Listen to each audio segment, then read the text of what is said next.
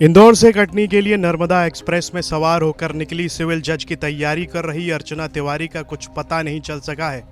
GRP Bhopal के रानी Kamlapati railway station से लेकर कटनी तक अब हर सुराग तलाशने में जुट गई है। जीआरपी की 3 टीमें इस बड़े सर्च ऑपरेशन में लगाई गई हैं। जीआरपी टीम के साथ ही एमपी पुलिस, एसडीआरएफ की टीम लगातार सर्च अभियान चला रही है। 7 की रात की घटना है और उसके बाद में फिर 0 पे एफआईआर होकर हमारे पास में जब मामला आया तो अभी तक हम लोगों ने जो है वो आसपास के जितने भी सीसीटीवी कैमरे हैं उसमें ये चेक करवाने की कोशिश की कि कहीं पे वो उतर के कहीं निकल तो नहीं गई है, मगर अभी तक उनके परिवार के साथ में जो सीसीटीवी कैमरे देखे उसमें कुछ निकल के नहीं आया हुआ है। हमारी टीमें लगी हुई है, 2 टीमें अलग अलग डायरेक्शन में हमारा काम कर रही है। एक तो हम लोग कैमरे के ऊपर फोकस कर रहे हैं, दूसरा उसके जो लोकेशंस है तो जो भी टेक्निकल टीम के साथ में साइबर के थ्रू जो है उसकी लोकेशन ट्रेस डाउन करने का एक तो ट्राई कर रहे हैं कि उसमें क्या क्या चीज़ें आई है और उसके हम लोग क्या कंक्लूजन निकाल सकते हैं।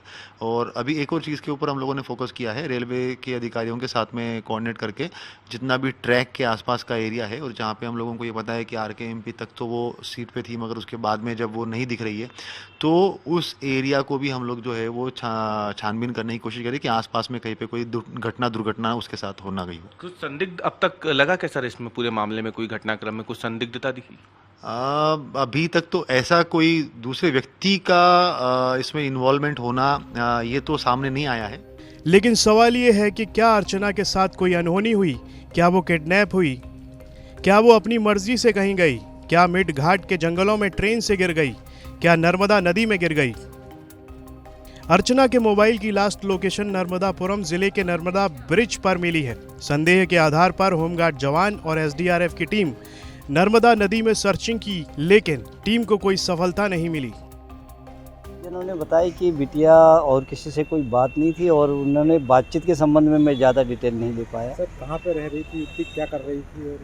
और युवती उनके पिताजी के अनुसार सिविल जज की तैयारी कर रही थी और वो नर्मदा एक्सप्रेस से कटनी जा रही थी और रास्ते में उनकी last location Budhni railway bridge बताई गई।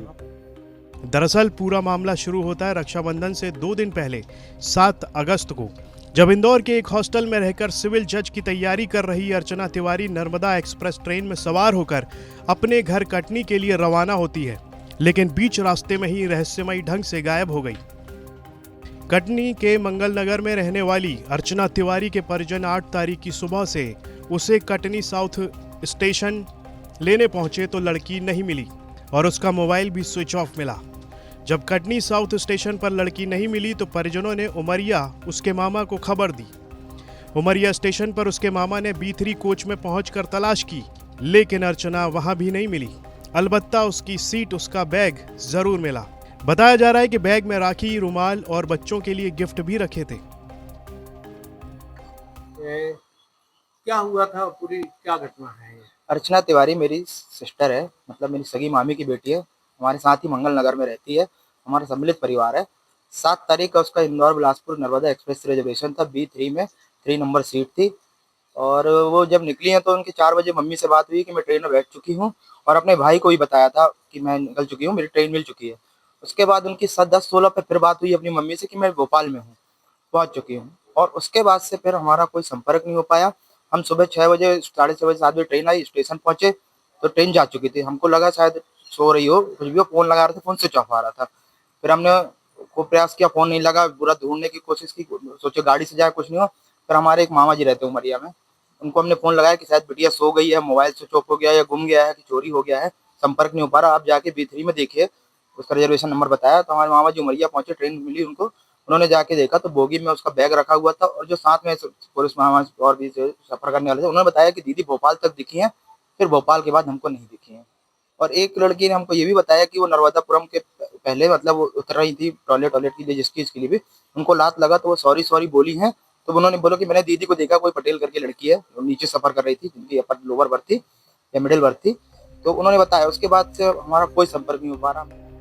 कटनी की बेटी अर्चना को लापता हुए आज 6वां दिन है और कटनी के यूथ कांग्रेस के जिला अध्यक्ष दिव्यांशु ने अर्चना की सूचना देने वाले को 51,000 की नगद राशि देने का इनाम घोषित किया है।